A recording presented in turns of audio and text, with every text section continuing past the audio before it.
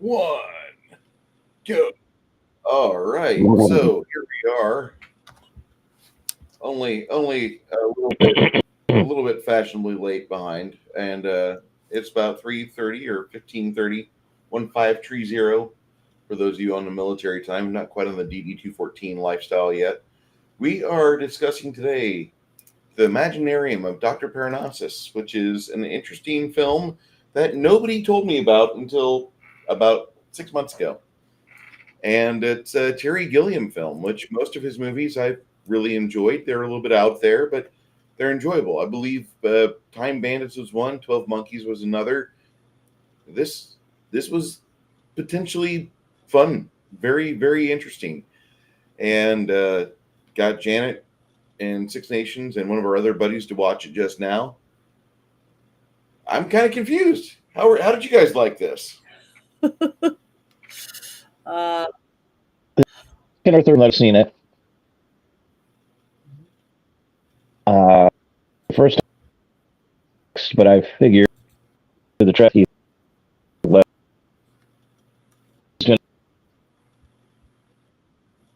as a that feel that survival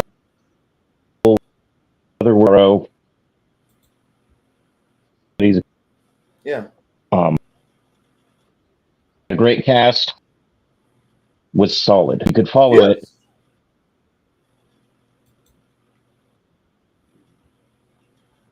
Yes. Something happened, and then never just got weird. Not in a horrible way. Like it wasn't something that I would be like, but definitely this we're patching it together. Basically of Faust, you know, and it did in that was third.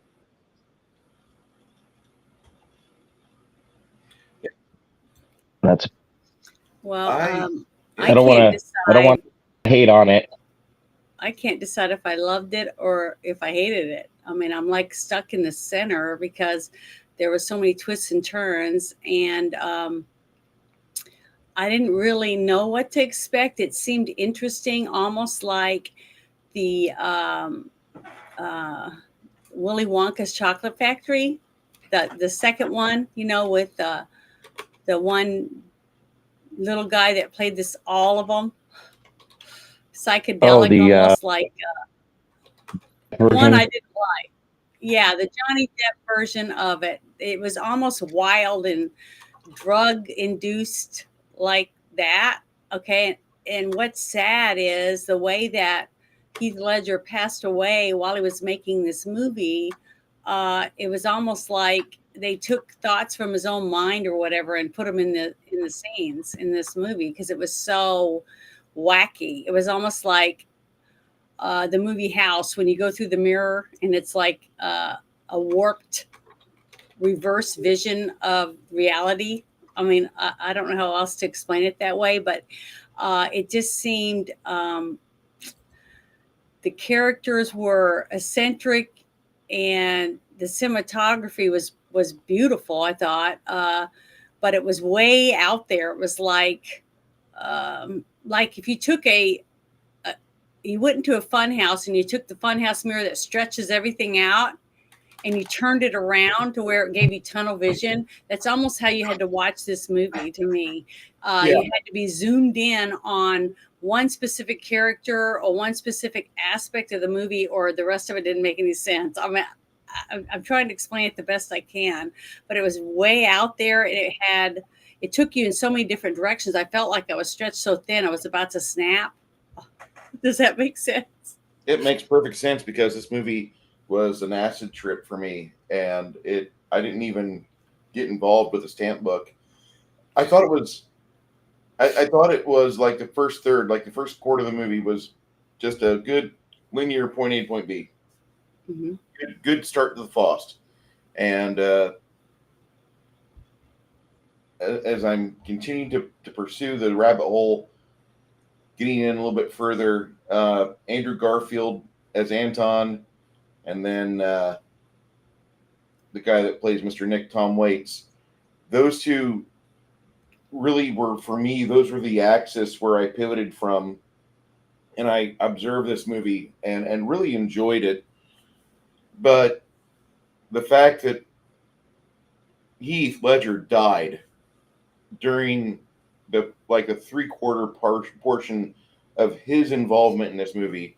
So you got Colin Farrell, Johnny Depp, and there was another guy. There's three actors that were good friends of Heath Ledger's that took up parts of his character. Yeah, Jude Law. Jude Law. Mhm. And those three manned up and they said, we got to finish this film. We got to finish this film. Gilliam and scriptwriter get together and they said, okay, well, as he journeys through his worlds, he takes a different appearance.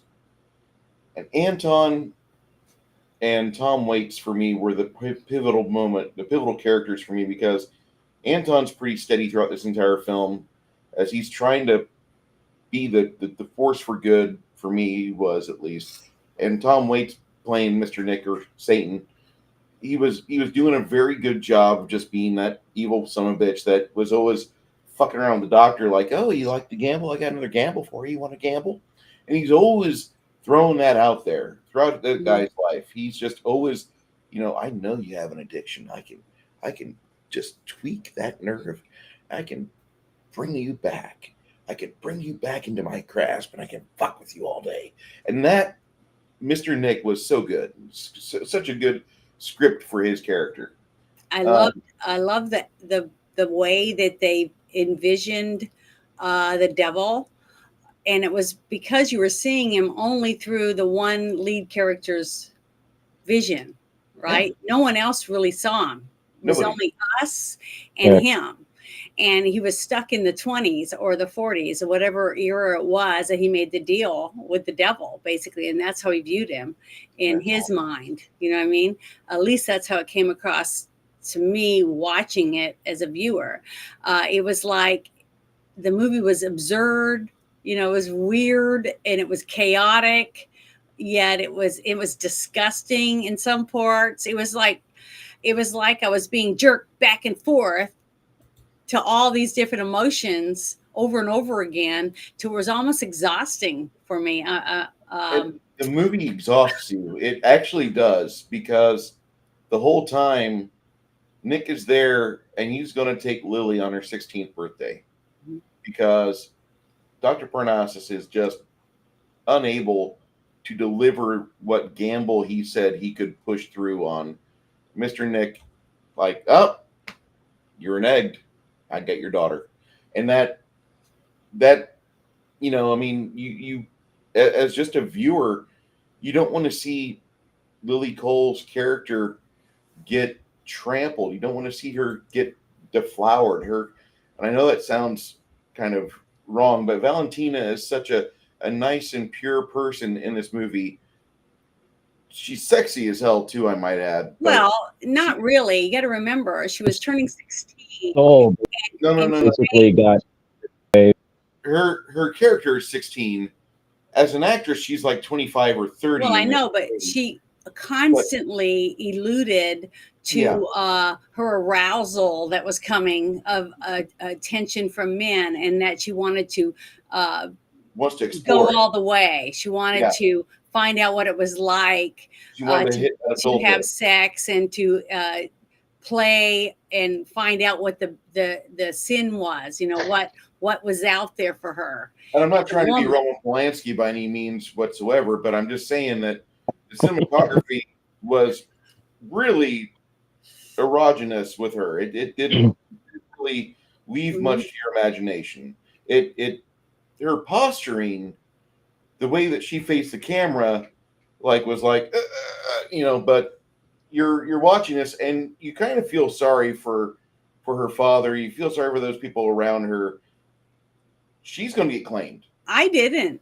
I was sad because I felt it was very sad to me that this gentleman had all this time on the planet Earth and he squandered all that time. Basically, he saw a woman walking down the street and he became enamored with her, infatuated by her, but he was old. So then he made another deal with the devil because he didn't learn his lesson the first time to make him look younger so he could use his fake youngness to get another woman, a woman basically, and lived with her all those years and enjoyed it because she never got pregnant. But then when she did get pregnant and she had a child, he still made another deal. He screwed up. He couldn't with the devil. And what he should have been doing was taking the long, wonderful life that he was given as a gift and look at it. I got this beautiful daughter and I only have her for this very short amount of time. Instead, he squandered it worrying about how he was going to figure out how to betray the devil and break the psychosis and be able to win the bet the next time. That time he never learned his lesson, and he wasted it when he could have been spending a wonderful time with his daughter, told her the truth and said, I only have this much time with you. I don't know what's going to happen when he comes to get you. But or the other thing I kept saying, why doesn't he sacrifice his own soul and say, okay, I'm ready to let you have me for my daughter? So to me, all I saw was a drunk, selfish pig. That's all I saw through the whole movie. I could never feel sympathy for the character at all. I guess maybe because I am a woman and a young woman and I'm a daughter, I just thought he was selfish and self-centered, and all he cared about was himself. And basically, the only guy in this movie that was good was a young guy that was madly in love with her and worshipped the ground she walked on, but did everything for her, and she never noticed it until the very, very end of the movie.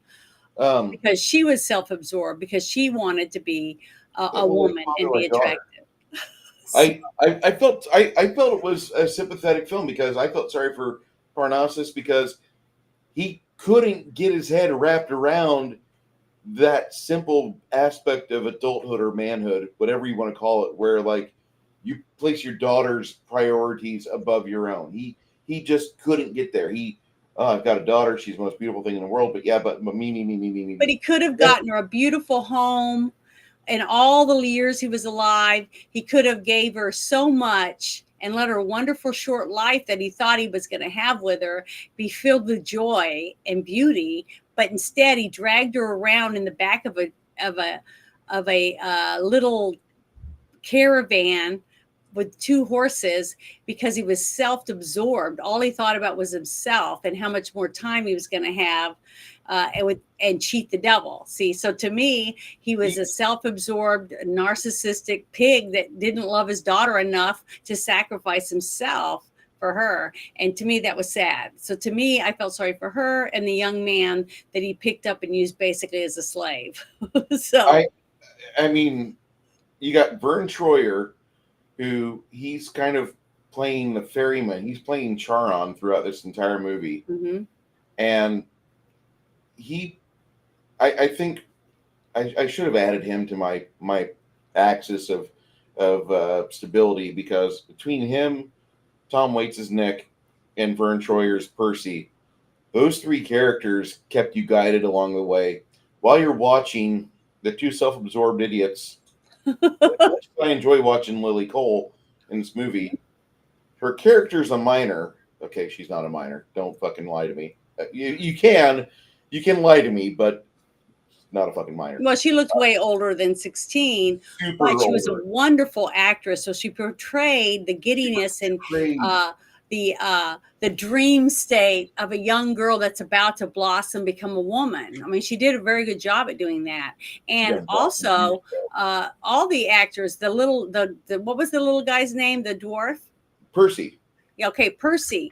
He was an excellent actor. He was very believable for his part, especially the part where he was black-faced, and the woman was like, I want to free that young child. He should be in school, blah, blah, blah. And some of those, that woman's job as an actress was wonderful. She did a phenomenal job at believing her character and being swept up by a romantic interlude, in the middle of who knows where. But seeing Johnny Depp play that one part, even though it was very short. In that, it almost made me wish that he was the lead in the movie. I hate to say that. I liked Heath Ledger, but I just didn't think he was a very good actor in this movie. I really didn't. I'm gonna say something very unpopular. I don't like Heath Ledger films for the most part. This is like the second one I've ever watched where I'm like, I could watch this again. But Heath Ledger movies, like they don't sell me on Heath Ledger. They have to sell me on other things that are in it. Mm-hmm. And I've never thought Heath Ledger was that special. Like somebody tried getting me to watch Knight's Tale once, and I fucking could not wait until the end of the goddamn movie. I will never watch that movie again. You can say, Bruce, we're gonna watch this movie. I will fucking turn this monitor off. I will fucking listen to my fucking Walkman from 1988. I will not be involved with that. There's certain movies of his that he's got out there that are somewhat viewable. There's one with Michelle Williams where you get to watch a couple completely fall apart. I believe it's with Michelle Williams, but he's a mostly good actor. Oh, and the other movie, what was that? The gay cowboy film. Yeah, no, never again. Brokeback Mountain. You know what? Women memorize that. I never saw it. I never even saw the movie. I just know all the hype about it. I have no interest in seeing it either. You know, I just don't. Josh? But the thing is, I never want to see an actor get replaced in a movie, really, especially when they die, you know, because it wasn't like it was planned, okay? He took a bunch of prescriptions, and I looked it up to see what prescriptions he had taken from the toxicology report. Oh, hold on, let me see if I can find it real quick. It said, where is it? Oh, here it is. It says that he had taken... the report concluded that Ledger died as a result of acute intoxication by the combined effects of oxycodone, hydrocodone, diazepam, tinzepam, alazapram or something like that, and doxymine or something like that. He took a whole buttload of medicine, and that's sad because... And he died alone, naked in his bed, and he was found by one of his servants or one of the maids that was cleaning. And that's sad. And he had a cold, an upper respiratory infection. But when you're taking that many prescription drugs, it affects your lungs because it slows down your breathing and all that different stuff, and you're not able to cough out phlegm and lots of different things. And it's just sad. It's really sad. He was 20 something years old, 26 or 28 when he died, and he just didn't realize what he was losing out. He left a 2-year-old daughter, you know, because he wanted to take a bunch of pills to make him feel alive instead of looking at what he had right in front of him, a beautiful woman that loved him and a beautiful daughter. And instead he wanted to pop pills. And I think that's really sad. And I wish more young people would see this type of thing and why they died, how they died because of what they took. And, you know, it was really sad because I really didn't think he was that. I just didn't think he was that good of an actor in this movie. But I think that the director did the best he could by letting his friends step up to the plate.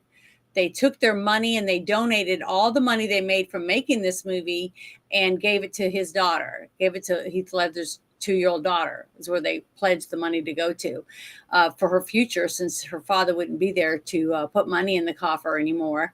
And I think that was very kind of the 3 actors that did that. And that shows that there is still heart in Hollywood, that people will still sacrifice if they can to help others, especially if they care about them. It's just the movie was so bizarre already. So even if he had been there, Heath had been there to play all the characters, I still don't think I would have liked it any more than I did. It's because it was so chaotic and disturbing. It was a very disturbing movie, like the second Willy Wonka. It was just scary. It was more frightening than it was entertaining to me, the whole movie. I made a mistake. I made a mistake. I need to amend something. I thought he starred with his wife Michelle Williams in Blue Valentine. That's wrong. I thought he was. I believe he was supposed to get involved with that movie with her, but instead that's a Ryan Gosling movie, the first of the Ryan Gosling movies Mhm. that most women start seeing like wet panty problems with that. But if you like Ryan Gosling, my Blue Valentine's a good movie to watch when you want to see a couple break apart. That's all that movie's about. Spoiler alert. Okay. Um, Josh, I don't want to monopolize this. I don't monopolize the conversation. This is the part where I'm supposed to go because spider. Oh, Anyhow, okay. pardon my very cold. His own little. Have you all seen the 19 film? It's got his name Walter Hughes Scratch.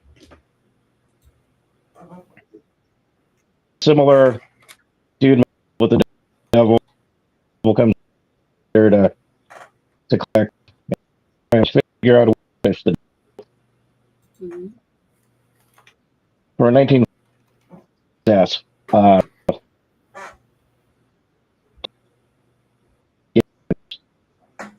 To the devil. Mhm. Uh, it there's a lot of you have Chris Mark playing who's been gifted slash cursed with immortal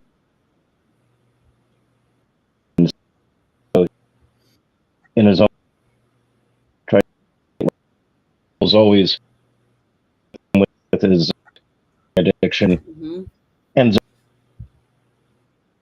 her soul, or soon to when she turns 16 years to save 5 people before the or else be the reclaimed souls. Mhm. The whole point of this movie, trying to daughter at the love interest uh, side missions. It it was interesting. Definitely had the vibe of those movies where there's some deal go every time you regret it, and it's that the mirror in this film with people, but you two outcomes of like the And like, the feel and named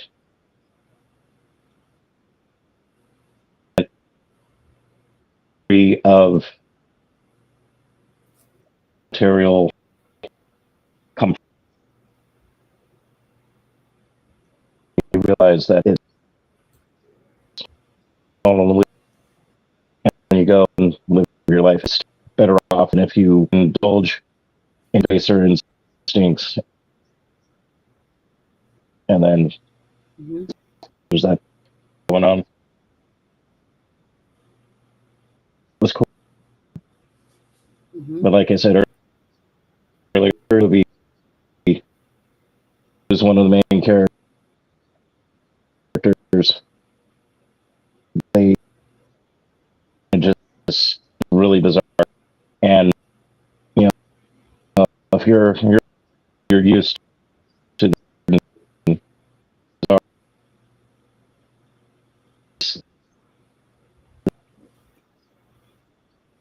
this whole movie, it was hard to follow, and they kind of like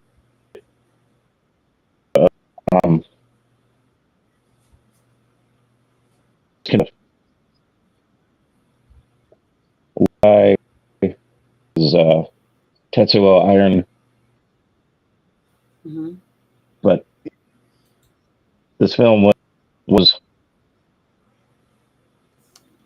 surreal reality. Bizarre. Have the cast of characters that with really and that were solid, pretty straightforward watch. Yeah. Like all reference here. If you're not familiar with the comic,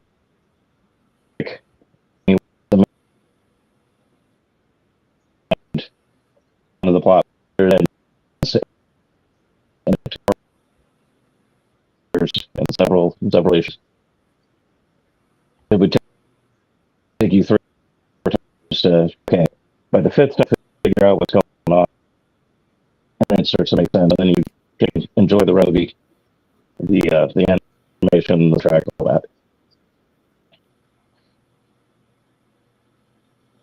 This doesn't have a vibe, but after watching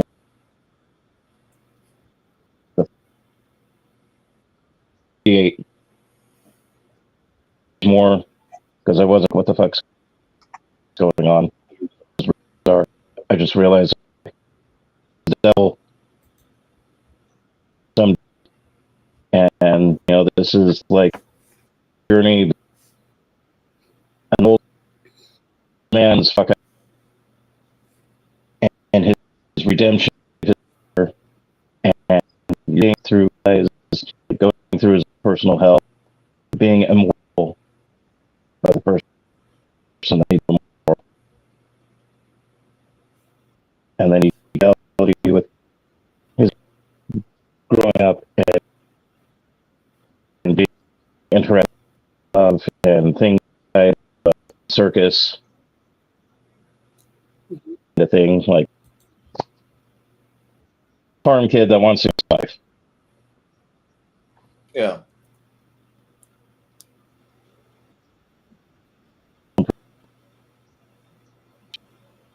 Yeah, I had a hard time though. The disjointed kind of.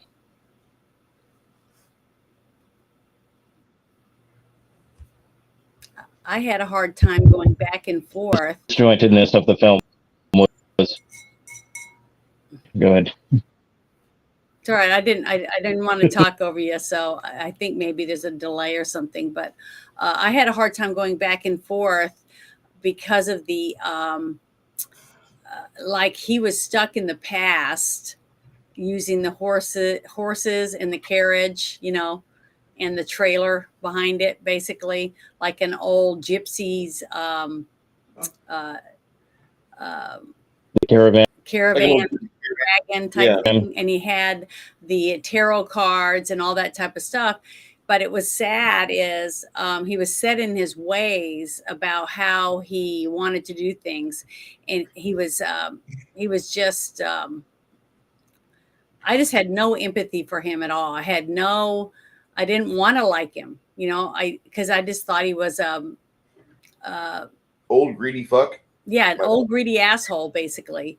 And he had a beautiful daughter that he could have sent to school and helped her with so many different things to learn about the world and stuff. Because if he really loved her mother, okay, maybe he didn't. Maybe when he talked to his daughter about how his woman died giving birth to her, that in a way she kind of was mad at her and really was angry with her, and that's why he didn't want to give her the best that he could give her, because he has eternal life. Remember, what was it in the movie A League of Extraordinary Gentlemen, the one guy that had the painting that let him live forever? Dorian Gray. Right? Yeah, Dorian Gray. Look at him. He had everything. He had wealth and beautiful women that were attracted. He could do anything he wanted because he used his time to learn and to gather his wealth and do all these things that he could have done for his daughter, but he had nothing. He had nothing. He squandered every minute of his life on alcohol and selfishness, basically.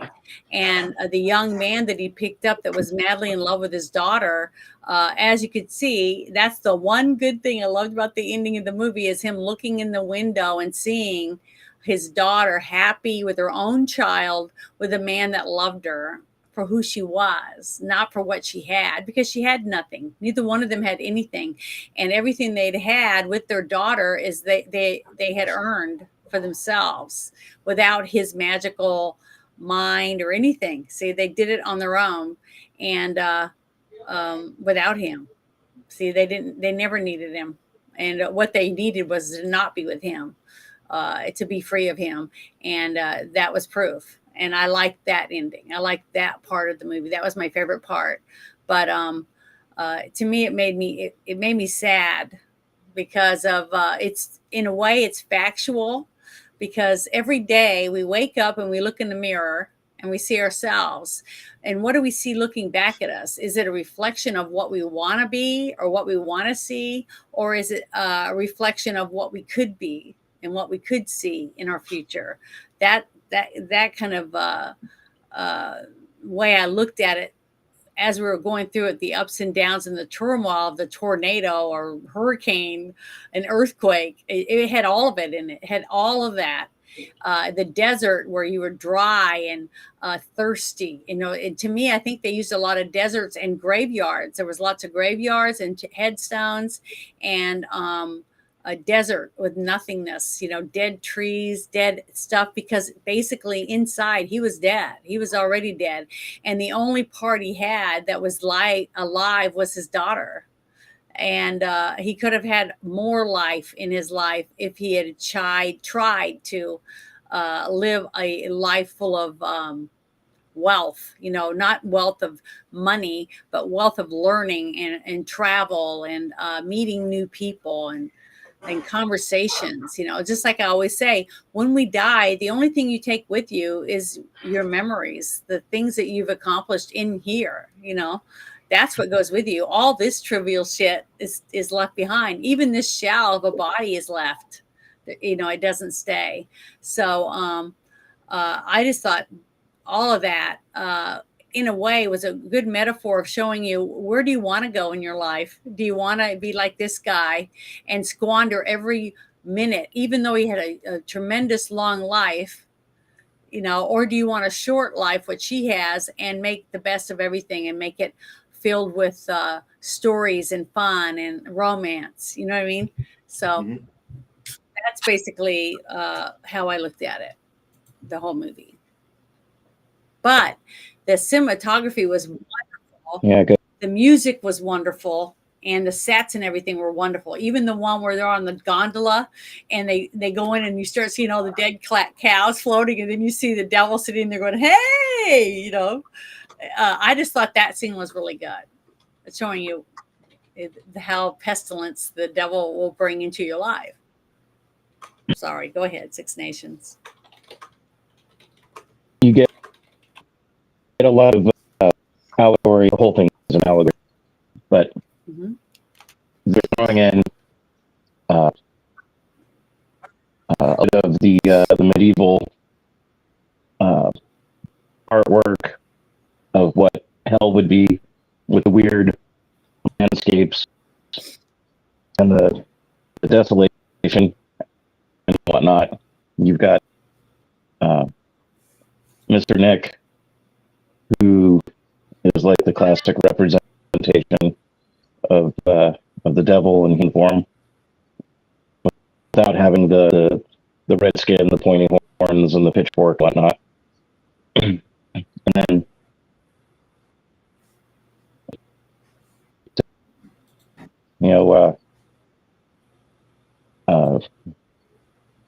whatchamacallit, biblical the what probable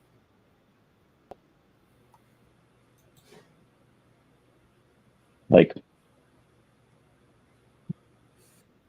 you have to really want out of life. You can't take the evil because we films pile up, and then you're trapped. You can't get out. You see it with debt, card,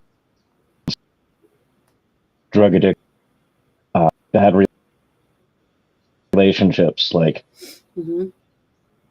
talk to somebody, maybe express how you felt, or paid attention and talking over that person.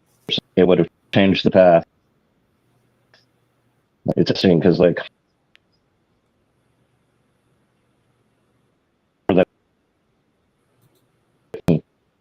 the weird film, like condense it,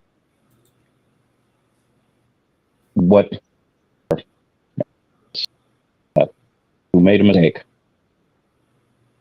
person, but he's trying his best to let his daughter fall into the same choice. Yeah, Makes telling right there. A tragic situation that an innocent, other than being associated, and now he did.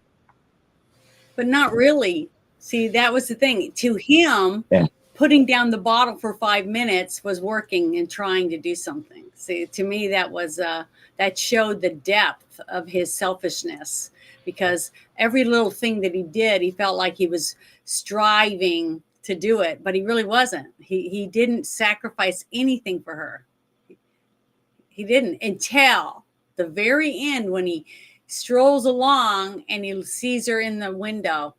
The fact that he didn't go inside to embarrass her by looking the way he did, and because she would remember him because she moved on, right? The thing is you got that to think of it that he's already. I know. But the fact that he sacrificed at the end and didn't go in there is the reason. That's the only time when he finally showed that he learned from his mistake. Because even at the very, very end, when he's serving and playing that game for the kids to buy those boxes of his little show, right? He's tempted by the devil. When the devil's like, hey, like that. And he looks over there and he's thinking about it. And because of the little friend of his, he's like, get back to work. See, he has someone to keep him in line. But the fact that he didn't go in there to disturb his daughter and her child and her husband, which was the kid that he saved from the street, was the fact that he did learn and that he wanted her to be happy, and he stayed out of her life. So that was his sacrifice finally. But look what he had to go through to finally learn that. So that's actually the part of the movie that I want to talk about probably the most, because like you do get a chance to see all the trials and tribulations. You get to see his redemption and his suffering, which he fucking deserved. But it took you an hour and 40 fucking minutes. It felt like maybe 2 hours. I didn't track the movie. But the first 40 minutes of the film was just way too enjoyable, because I felt like we were watching like a more coherent version of City of Lost Children with Faustian tales in it. And yeah. I mean, it felt like those two movies. Like if you've got a lot of ketamine, or if you've got a lot of like illicit drugs that are going to give you good hallucinations, those two films be a good double feature. Sadly, I'm having to be sober because of FMCSA. Psilocybin with your popcorn. Yeah. A little bit of mushrooms would probably go a long way with those two movies, and I really felt like I was watching kind of like a double feature, or like the sequel movie to like, also in this universe we have this going on. And Christopher Plummer, like he can play any character in the world. He was such a talented man, and he played this tragic piece of shit, and that's the only way I can describe him, because he is a piece of shit. But it only took him like till he was what 200 years old to figure out how to. Only took him 200 years to figure Yeah. this out. He was so much of an addict, and God bless the addicts in the world. I destroyed a fucking bowl of fudge so I could grab my beer. I feel really bad. I got to apologize to my wife about that. I didn't even think about the years, but you're right. He was so stubborn and self-centered that it took him that long. And that's why the devil chose him in the first place. Yeah. The devil used him because he knew what kind of person he was and that this was someone he could toy with and have fun with for generations, basically, of time. And that's what he did. He enjoyed going back and forth. And I'm sure he has hundreds of thousands or maybe millions of people that he bounces around and does that with. I mean, we don't know because that was the story that the person wrote that wrote the script. But basically, this person was perfect for that. I got to wait another 20 years for Sonny Landham to be born, and then I got to wait another 18 years for him to be bullying people on porn sets, another 18 years for him to bully people on the Predator set. I got to wait another 20 years for Jim Morrison to discover what LSD is like when he's 12 years old. The devil's like, oh, I got a long game here. Here's Doc Parnassas. This guy's going to be fun. This is my seasonal visit. I've got to go there and just fuck with that guy. And that's the entire fucking. And I love Nick's character in this movie. He plays a complete and utter satanic dick. He was a perfect devil. I can tell you right now. Yeah. Did he get nominated for anything for this movie? I've never paid attention to Tom Waits before. Yeah. He some of his roles in the 80s, like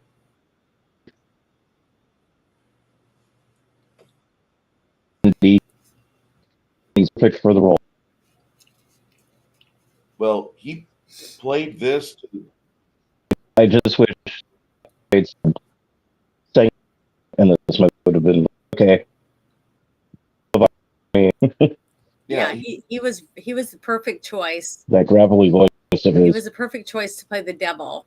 And a few of the women that they chose to run up and want to give over all their money, their bags and their furs or whatever it was they had to find out what they'd been missing in their life. Basically, I thought it was wonderful. I loved that whole aspect that they showed in this movie because everyone, man and women, both go through midlife crises. You go through a part where you feel like, what have I wasted my whole life on? Why am I where I'm at? Why am I bored? All the bored housewives, they make millions of movies about that. Porns, especially, showing all these wild housewives that go crazy in their midlife crisis because they're like bored with themselves. So like, what have I done? All I do is cook and clean and mop, and I'm bored, and my husband doesn't treat me like a woman anymore. Can I be a dick real quick? Sure. Okay. Remember how back in the late 70s, early 80s, we had 20 and 30-year-old women that played high schoolers for like 12 years on Facts of Life? With Grease and all those other movies. Yeah. Yeah, the 20 and 30-something-year-old girls play high schooler. Mm-hmm. Why in the porn industry? Maybe I don't watch enough porn. I don't know, but like I do not see enough fucking Mary Kay Letourneau fucking parody porn where she's like, I'm the step teacher, and like here's a 30-year-old dude playing a 15-year-old Indian kid, and like those two get together. I know that there's like a part of hell that's reserved for me. Fuck you. But I really think that is a part of the porn movie magna that is like missing. There's like a whole glop of films. Hot for Teacher. Where the teacher and the student, because it's happening every time I turn around on a fucking Thursday. Mm-hmm. This teacher was having sex with her 12-year-old student. I swear.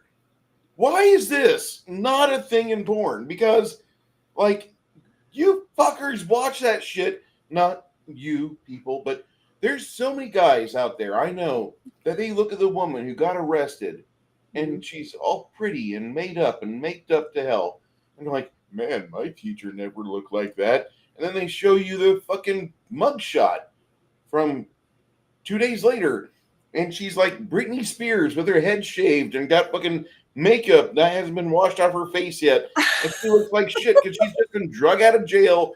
Here we go. Here's a photographer for the fucking Journal Star, and then you're like, oh, I had an erection for her. Where? Like that market untapped, completely untapped. You if you're a porn director, there you go. There's your assignment. We got a full month, film it, fucker. And there could be. I'm a degenerate. I don't care what you think. I know what I like. I know how I like to go about things. My life is happy, but there's so many stories every year where some young 20, 30, 40 something year old teacher fucks a middle school or fucking barely high school student. Mm-hmm.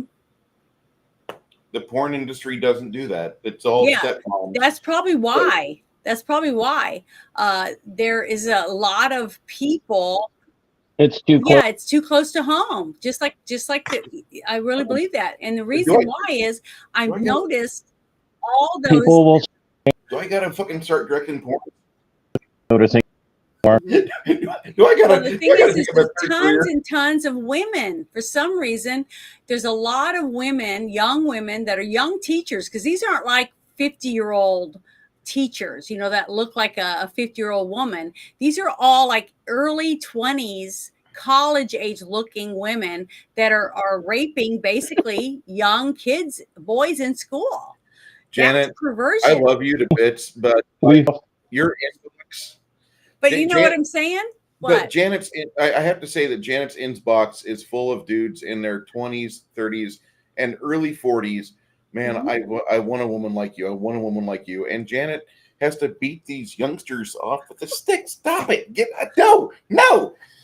Well, but that means that there's nothing wrong with looking. Okay. They have class. If the man or woman is over 18 or 18 or older, that's perfectly legal for an older woman that's a cougar to look at an 18-year-old guy and say, wow, he's hot. Okay.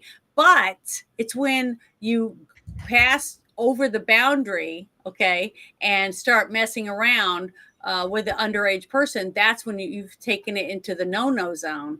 And we need to I don't agree with making movies about that kind of stuff. So I definitely disagree with you, Bruce. Now, if you want to do a Naughty Housewives and have the plumber go over there or the electrician or something like that, never been done before. That would be perfectly fine with me. I wouldn't have a problem. Nobody's ever done that before, ever. Never in the history of film. I don't know. I've only seen 2 porns in my whole life, and that was a long time ago. So we'll have to review. And I laughed through both of them. So I'm not a person you want to watch porn with. We will have to review Flesh Gordon one of these days. Yes, I'm going to stay with Bear. I'm letting Bear know. Yes, I definitely am a cougar. I'm at the age. I fit that age range.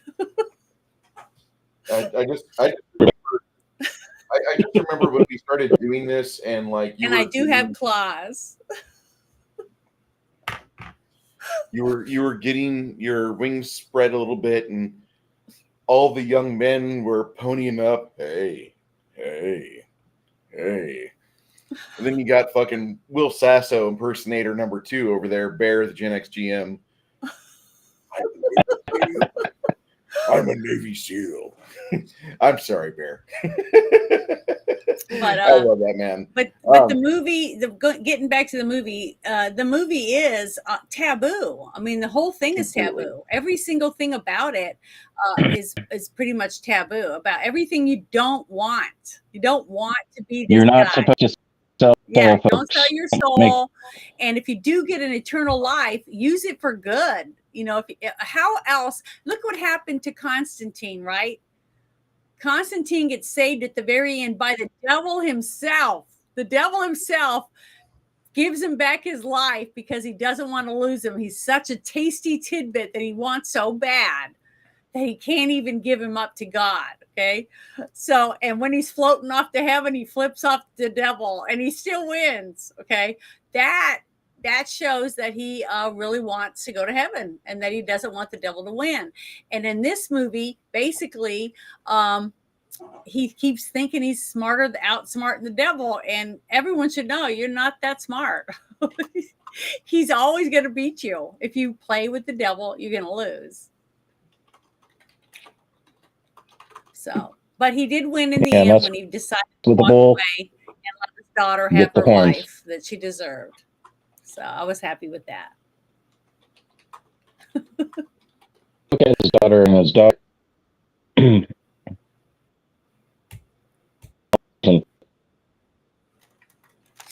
Film.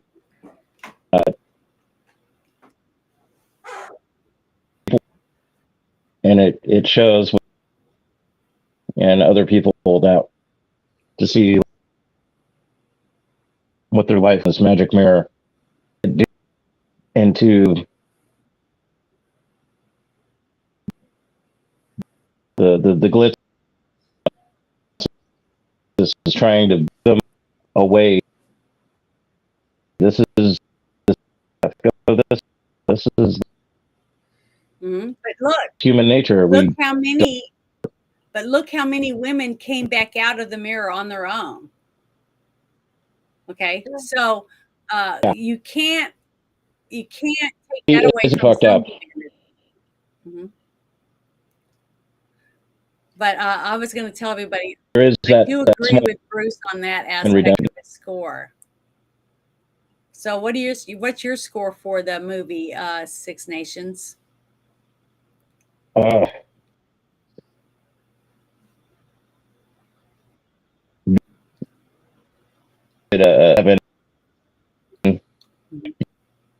Actors, I was an 8. Mm-hmm.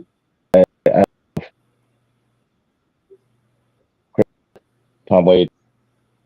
I've got varying opinions. Movie, I'd say 55% like into the weird, and 8. Not going to understand it until you watch it a couple of times. But ton of potential and fell apart. Tragic. Mm-hmm. I'm going to blame completely Heath Ledger on the movie for it rating so low. And I know that sounds like I'm just kicking a horse for the glue content, but his death sucked and it affected a lot of people. But the production of this movie suffered probably the most in the short term, and I just despise the fact that they actually continued with it, because they altered so much of the movie. After the first third, 40% of the movie is in the can, and you're watching it and you're like, wow, this has got some great visuals to it. This has some good characters to it. This is really a good start to a movie. And then, like, he dies and they start inserting replacement Tonys in so they can continue the story. So you got the Farrell, you've got Jude Law, you've got Johnny Depp. And Johnny Depp really sold the fucking movie. His part of the movie is probably the best. I feel the same way. And I think his portrayal of the character was better than any of the other people that portrayed. Janet, you said earlier that you kind of wished that he had been the lead actor, scored for the entire film. Mm-hmm. That would have made this movie probably a 70 to 75%. I think so. But he wasn't. And what we got was this warmed over turd of a film that I'm not trying to just savage it just to be like edgy, get the clicks. I'm trying to tell you that you're going to watch this movie, and after about the first half of the film, you're going to go watch something else. You could go watch tennis or golf and have more enjoyment. And that's sad, because this movie's got a lot of money in it. It's got great actors in it.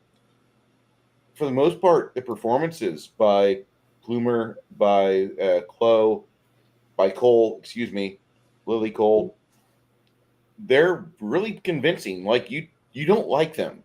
You want to like them. They have potential. Like if you would not have gotten to be immortal, you would not be such a selfish piece of shit that's an addict to whatever fucking demon you've got. And you wouldn't have had this daughter that came out, and she's a narcissistic cunt. Pretty as hell, but I she's didn't think she really- was narcissistic at all. I thought she was narcissistic in the fact that she didn't know she had just had this sheltered life that her. I mean, she was a casualty of her daddy's life, Mhm. and the way she She acted was a with everybody- she grew up under child abuse, basically an alcoholic, horrible father. And until she opens her eyes to Anton, played by Andrew Garfield, the three characters that make this movie go around: Garfield, Plumer, and Vern Troyer. Mhm. Those three guys, anchor yourself to those, you'll be happy. But Plumer, or no, not Plumer, Tom Waits. Tom Waits is a great bad guy. Anton, played by Chris Garfield, by the Garfield boy, Andrew Garfield, is very well done, and he's trying to be a guiding star. But Troyer, if there was ever a better portrayal of Charon, I haven't seen it yet. He really just kind of steers the movie silently throughout the film, and the visuals are intoxicating. The sets are well done, but man, the script sucks. And with the casualty of Heath, you've got Johnny Depp and Jude Law and Colin Farrell. Two of those three I could have skipped. Like Johnny Depp would have been better just to take over and been the bearded Bruce Lee that we got in Game of Death, which that's a movie you should skip to. Honestly, I thought Jude Law's part with the ladder, his whole acting through the whole thing was worse than Heath Ledger's. I hate to say that, but yeah, to me, he was the worst actor in this movie. I thought I loved the visuals. I thought the visual effects in this whole movie, even the not very good props that they used for some of the scenes, were still really good. It fit the parts that it was in, because you got to remember, through the looking glass was all fraud. Okay, it was all fake. And the one scene where the river became the giant snake, okay, with Satan at the top, watching him and him looking at him, knowing that the devil wanted him so bad. You know what I mean? You could just see the hunger in Satan's eyes, and he was also a narcissist, just like Christopher Plummer's character, thinking he could outsmart the devil. Okay, so you had both of these characters. Now, the one thing that I had the hardest part with, that I never understood, and I still don't, and I don't even think if I watched it 10 times I would understand, is what the whole flute thing was. What did that have to do with any of it?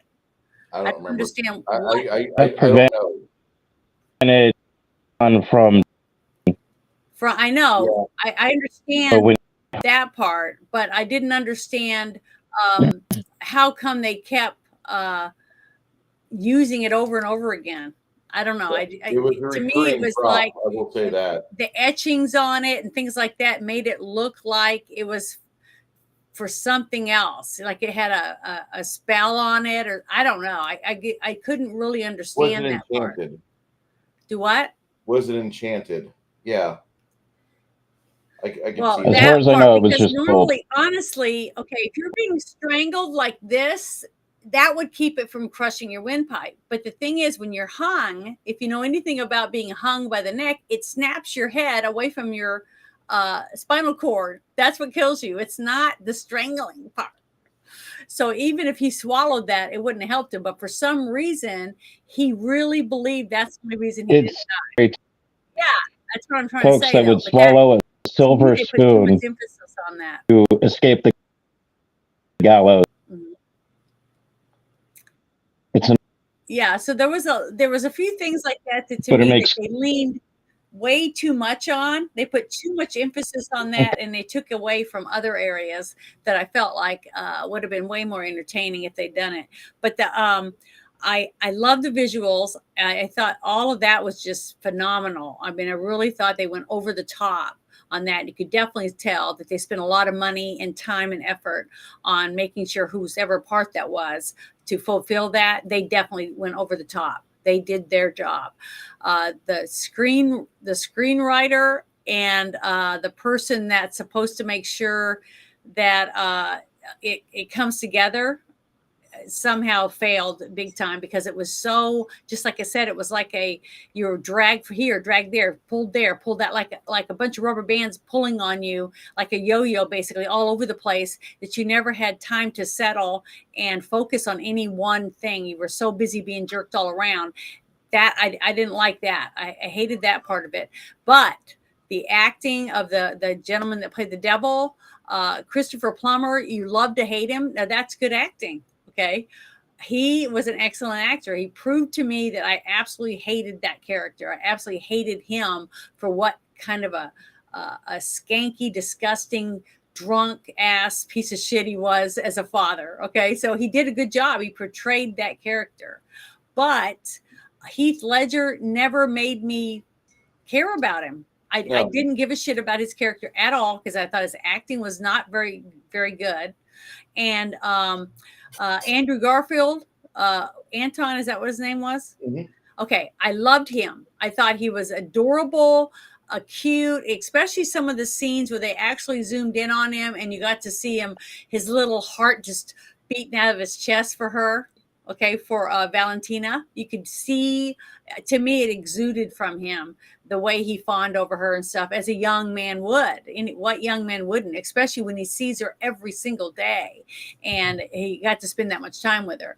Then also, I thought she did a wonderful job, Lily Cole, at portraying, even though she wasn't, I definitely could tell she wasn't 16 or about to be 16, was the fact that she portrayed the dreamy state of a young girl that's about to be a woman, and she's about to blossom, you know what I mean? And be able to find out what it's like, because she'll be able to woo men, and things like that. To me, she definitely did that to me. I liked her. I thought she was a good actress. She seemed whimsical, Yes. and she seemed over dramatic when she was up on the stage, like when she was naked and she was covered with hair and she was not moving very much, but she just seemed to do that part very well. I mean, I thought she was wonderful. I thought she portrayed the part that she was hired for this movie at top notch. I mean, I'm not saying it was really Academy Award winning, but I thought the person who played the devil, Satan's part, I thought he was phenomenal. And I think that if they'd had, darn it, I can't remember, Johnny Depp. If Johnny Depp had been picked for this movie, it definitely, I think, would have been a way bigger hit. He wouldn't really be able to do much with the script, even though he's Johnny Depp. Okay, he could pretty much play any character flawlessly and better than what it was probably written. Okay, that's how I see him in all his movies. Edward Scissorhands, everything he's done, he's able to play the way out, wacky Benny and June. All the characters he's played, he's able to play those to make it believable, and you have empathy for him. You know what I mean? So I don't know. To me, that's how I viewed it, and I thought he was the best version of Heath Ledger's character in this movie. But to me, I would give this a solid 7, and mostly for the actors that I mentioned, the sets, the design of it, all that is where I would give all my kudos to for this movie. It definitely was not for the script, and it wasn't for the story, because I felt like I was put in a glass of champagne and shook up. That's how I felt watching this movie. God, I want to empathize with you for giving it such a high score, but I mean, I watched the same movie as you did, and it's a gorgeous film. I love the actors, but the script hurt me so bad that I looked away for like 4 minutes when I was painting a figurine earlier, and I came back to it, I looked at it, and I thought in my head, like, this is not the City of Lost Children, which I give a shit about. I Yeah. don't give a shit about this movie. And I really feel sorry for Matilda for losing her father the way she did. Mm-hmm. And I think it's admirable of Jude Law and Colin Farrell and Johnny Depp, all friends of Heath Ledger, to donate their money they made so Matilda could have a good life. The movie cost $30 million to make. It made $60 million worldwide. So there was some small profit there. But of all the films that like you go out on, I feel sorry for Heath Ledger. Like, I'm glad nobody has told me about this film before. The character Heath played, Yeah. like, should have died. Orphans organ on the black market, like person. Yeah. And to be known for that character, that doubly bad. I'm happy that this movie got zero. Like out characters deals with the. You look at the people in the day to day, and easy to get shit in life. Mm-hmm. Mr. Relishes, because it's so easy. These all you do gold with it. And can I add one more thing? Okay, Colin Farrell in the scene where he's going down the river and ends up making love to the young 16-year-old girl, deflowering her. Basically, he's a scumbag. And Colin Farrell, I'm telling you, he is a really good actor to play a total fucking losing pig. You know what I mean? And he portrayed that part. That one scene and the look on his face, like when he had to get out of the boat and go to the kid, you could tell he just was like, fuck this shit. I'm sick of this bullshit. I just want to get out of here, and when she starts saying, oh, I'm in love, and all the thing like a 16-year-old girl would do the first time she's had sex. She's thinking it was wonderful, and I'm a woman now, and she's thinking all these things, that her hormones are going crazy, and all he's doing is rolling his eyes and going, oh my God, I just want to jump off this boat. You could see it, and it came across on his face. So he did portray that whole scene right there really, really well. Because he is an actor that plays he's a good actor so well to the T. But the sad part is that Heath Ledger's last movie had him portraying such a piece of shit. I think that was one of the reasons why it hurt this movie. Okay, because people didn't want to remember him that way. You know what I mean? I really happy the publicist kept this movie down. Yeah, I do too. I really do. So we got a 70. Like, if fan watch this movie, you're gonna like it. Go watch his. If Six Nations is cutting out for anybody in the chat, let us know. I hear him like 80% of the time. He does cut out at the end. It's like he'll talk, and then like I know he's getting ready to stop, and then it prematurely stops like a quarter second or 0.2 of a second before him. I'm sorry if it was. And my connection goes from a 9 to an 8 in research. So I'm going to blame it on research. Okay. Me and Six Nations kind of agree this movie is about half-ass watching at best. Janet, like the visuals. Watch Time Bandits. Man. Well, I had never seen this movie before, so today was my first time. The TV I really do want to see it again. Yeah, he's not really cutting out for me, Parrothead. I can hear him fairly well. Mm-hmm. I want to say that there's a lot of things that are worthy of watching, but this movie's not it. This movie is Gilliam's probably worst finished product, and I don't even think he probably even wanted to finish it. I think this was something that you get guilted into. Let's finish it for him. Come on, let's do it. And that was when the money appeared, and everybody, yeah, we all chip in and let's get Matilda her money and all that crap. And I feel sorry for him. I'm glad he's not known for this character, because this is a shitty character, and there are better movies out there. Next week, Bear, if you're still in chat, let me know. Because if you're still in chat, then I've got a plan, and if not, I've got another plan. Well, I got a whole list of movies I'm going to write and send you, I so you know. can add them or not. Should. I don't have a public spot to share those yet, as I'm tearing apart my StreamYard. StreamYard completely dropped the soap this year, guys. If you're not aware, StreamYard, Geege, and everybody else involved with StreamYard, they sold. They had a pile of money appear from a buyer, and they were like, well, we can either keep going and do tech support and be in touch with these degenerates on YouTube and Kick and whatever else, or we can take this giant fucking pile of money and go to Cabo Wabo and drink cheap tequila and enjoy ourselves. Well, fuck me. I drank tequila nonstop Friday, and I'm just now becoming into sobriety. Yeah, yesterday I was still pretty trashed. I enjoyed the shit of it. I've got to say that Geege sold out. And for those of you that weren't aware, Geege and them doubled the price. They didn't. It was the new buyers of StreamYard that said we got to recoup the loss. And so they doubled the price of every fucking thing on StreamYard, which is why even for people like us that don't make any money.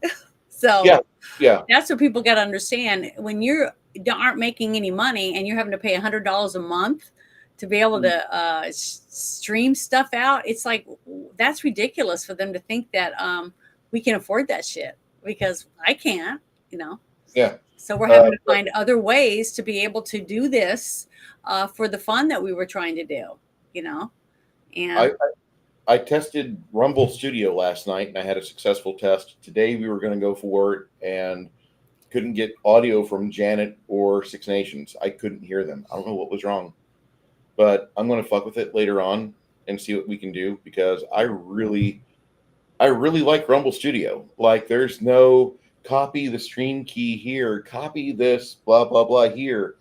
No, it's already connected to my YouTube, and it's already native to Rumble. So as soon as I hit push, it pushes out to Rumble, it pushes out to YouTube. That's perfect. That's wonderful. So I'm going to see what I can do to do that. No offense to Restream. Restream is great. It gives you 3 cameras for fucking $40, $50 a month.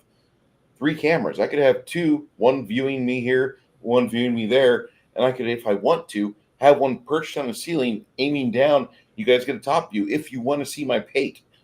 I know some of you don't want to see my pate. Anyway, my best side. I like Rumble Studio. I just wish I had multiple cameras. See, I just need one. Okay. Well, yeah, but I mean, when you're as pretty as you only need one. When you're, I give people. Well, I'm not doing anything. I'm not, if I was playing like Goat Simulator and I needed one to be looking at what I'm playing, that would be different. When you share your stream, Janet, we can see it. You don't need to worry about a second camera view. It'll automatically make it native. Wizard, I have a plan. Bart, no, I have a better plan. GM, don't confuse me. I can only handle one catastrophe at a time.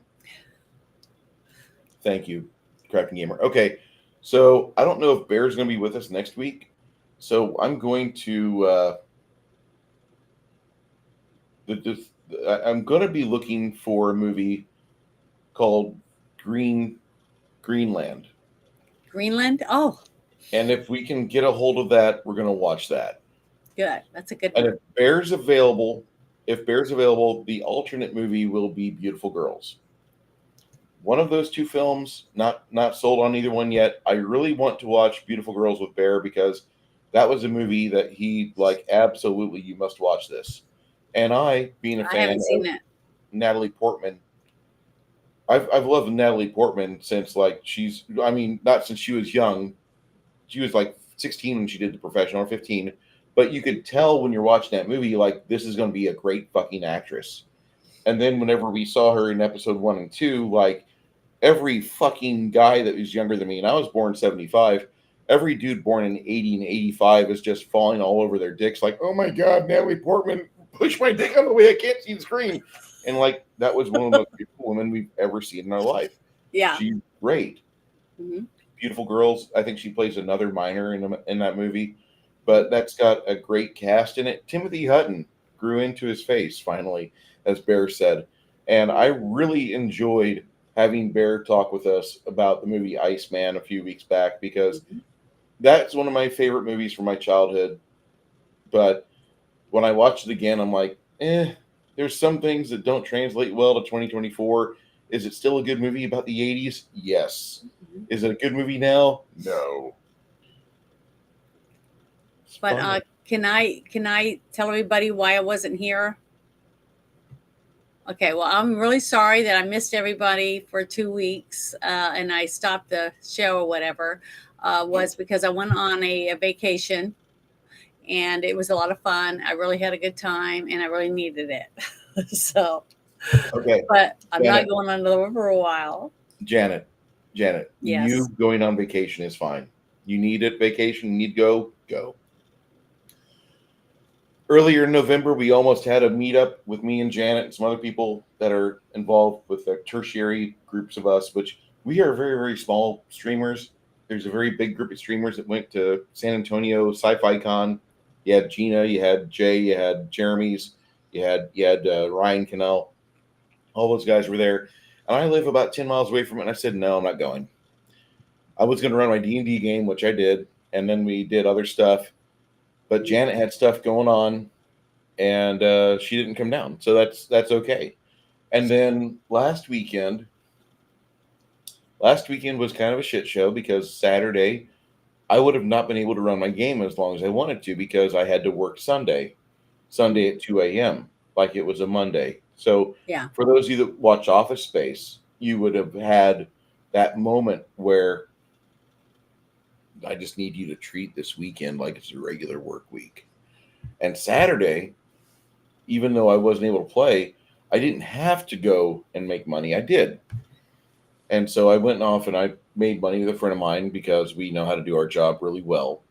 And we made money really well. And then I just went into Sunday like it was a Monday. And they gave us to work Sunday so I could have a 4-day weekend, which is probably the best weekend I've had since I've been at this job. Hmm. I really enjoyed it. Got to see my cousin on Thursday.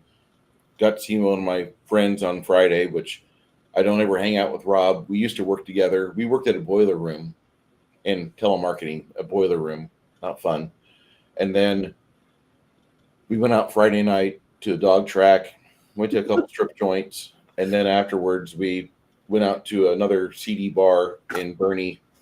And I didn't want to go there, but I'm not driving, and I ended up having to drive him in a brand new Porsche Cayenne, and I don't like the Porsche. I don't like Porsches at all. I don't like automatic vehicles in the least bit. I think they're garbage. Even if you've got a great CVT, I don't like it. I'm a gearhead and control freak. So I want to know where I'm at all times and what gearing and what RPM, and I want to maintain that. Don't you worry about that car. You just allow me to make you the vessel to get us there. And I have to drive us back because Robert has drank so much that he's unable to drive us further. God bless him. And then Bruce has been drinking Cuervo Gold since like 4 p.m. And apparently I didn't get drunk because I was still in really good shape. When I got him back to his house, I didn't But you stumble. went to the drive-through too. Yeah. And it just like nothing went wrong Friday, which was nice. Today was the first time something went wrong when I went and fetched beers because we're talking about addicts. Well, fuck it. I'm going to get my dopamine. I'm going to drink some Shell Shock beer, and this is amazing. This is a Turtle Sunday beer out of Martin House Brew House Company, and that's out of DFW. If you like Imperial Stout with toffee and caramel, chocolate notes, and it tastes like a Turtle Sunday, this is it. This is it. My favorite new beer. It has actually dethroned Honey Brown out of Guinnessy Brewing Company, which is out of Dundee, New York, which I've not had their beer for over 5 years. And I'm willing to still keep them on the top shelf, but they aren't as good as this because this is 10%, 16 ounce. You have this, and you have two of them. You're happy. You're at the machinery level of don't fucking drive anywhere. Let Uber do it. But what is it? Is it like a Red Bull and a beer mixed together? No, this is like a super beer. This is like a stout. Quality beer. It's a very quality Is it craft dark? beer. Yes. Okay. It looks like syrup when I pour it out. I don't know if you can see the beer on the rim there. Yeah, a but little bit. Yeah, it's really dark. Like, It's like Coke. Looks like Coca-Cola. This is like Water, alcohol.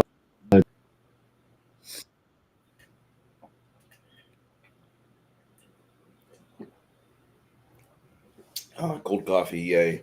Okay. Oh wow, yeah, it looks like Coke, or it almost looks like coffee. Yeah. So, like I said, it looks like a syrup. This is my favorite beer of all time. It's also neat that they've themed it to my childhood heroes, the turtles. Oh, I think it's sweet. Janet, this beer is so sweet you get diabetes. I don't like beer, but I'm glad you like it. You've not had good beer. Apparently I love not. you, Janet, but you've not had a good beer. You've had beer like Miller Lite, like Pabst Blue Ribbon, like stuff that tastes largely the same. Oh, here's a Corona. It tastes like that, but with nat piss, and it's only good frozen. Mm-hmm. So, I just recommend that you guys, for whatever, everybody being who they are, I'm gonna just treat you all like you're human beings like me, and you're flawed. Mm-hmm. Whatever addiction you have, I hope that it doesn't hurt your life too much. I want you to be able to manage it and be able to master it and not let it get the better of you. It doesn't benefit you if you let it take over your life. Don't be like Dr. Parnassas, who let himself go once he got immortality, and he's like, I can drink everything I want and my liver will stay intact. No, if you get a gift where you've got something you can do really well, continue to foster it, continue to expound upon it, but don't waste your life, because we wasted 2 hours watching a movie. It wasn't wasted. It was. Anytime I get to watch a movie with my friends, I don't care if the movie's shit. I'll even watch that crappy movie that I told you I'd never want to see again, just so I can hang out with you guys. So any movie is worth being with your friends. So. All right. So on January, don't do it. Don't do it. I was just being nice, but please don't do it. I was being nice. I didn't mean it. I mean it. No, I do mean it. I'd watch it anyways. I'd still watch it, even though I don't want to. Janet, it's a horrible movie. Instead of watching Willy's Wonderland, I think what I'll make you do is we'll watch the Willy's Wonderland Banana Splits episode of Red Letter Media, because they review it and they do a better job than I probably could. But it's a review on that movie? Yeah, there's a review. I wouldn't mind watching a review on it, because they probably hate it as much as I did. The review on that movie is so fucking funny. Good. I would watch that with you. Okay. We're gonna be back next Saturday. We're playing in the realm of the Cloud Giant in that floating castle. Mm-hmm. And hopefully the party can figure out how to stop that, because probably he's right over the target area. Die. I don't want the party to die. Well, I know, but I'm saying it's been pretty rough. I thought we were going to die just yesterday. So. Well, yesterday's that's a different campaign, and that campaign is my own creation, and I'm still like it's largely the same as 3rd edition games, but there's a few more variables in it, and more so, the wizard is really a badass in that campaign. Mm-hmm. Not saying that, not trying to blow smoke up Crafting Gamer's ass, but wizards in that campaign are actually the way that I perceive wizards. I think wizards, if they have the capacity to fire off one spell you're fucked. I can tell you one thing. I would never want to play chess with him because I think he'd kick my ass. He's Secondly, always one step ahead, and I like And secondly, the clerics in that campaign are pretty much just like a smidge less powerful, because cleric spells by just definition, typically the cleric spells are just a little bit under the arcane spells, and I don't know why, because you get your arcane spells are powered by you, the divine spells are powered by gods, but the clerics are pretty fucking badass. Don't listen to Janet. except for this. This is where I suck really bad. Yeah, her dice rolls were shit yesterday. It was horrible. Yeah, now that I think about it, you had like 8 rolls where you rolled under 20%. I know, it's horrible. And then, yeah, he says sad rogue noises, but in all honesty, his character, he's got one of the most badass characters out there, because if he can remain like unseen, he can either come out of the shadows and knife people for sneak attacks and precision damage, or he can sneak the fuck away and go try to hire somebody else, which is much more powerful, to go deal with the problem and deal with it the way that most Hollywood producers do. Yeah, we have a really badass bard, because I love all the song choices they choose. It's always really good. You need songs. But whatever people that are watching, I'm going to assume that the all 100, like 100 of you are watching from Twitter, or 105 of you watching from Twitter, 3 are watching from my channel. That's great. Thank you for being here. Say a nice prayer for my friend Vince, because I want Vince's life to balance out and him to get happiness back so he can come back to games and be able to play with us. And if I don't say this very much for anybody, but if I would have to run a game not viewable by public, if I had to run a quote unquote a private game that wasn't streamed, Vince is one of those quality guys that if he said, man, my boss, my work, they don't like it when I stream, because they get worried I'm going to say something about our company, about our organization, about our department that's going to upset them. If he said that, well, we have to take this one down. No streaming. We'll do it off Discord. Mm-hmm. But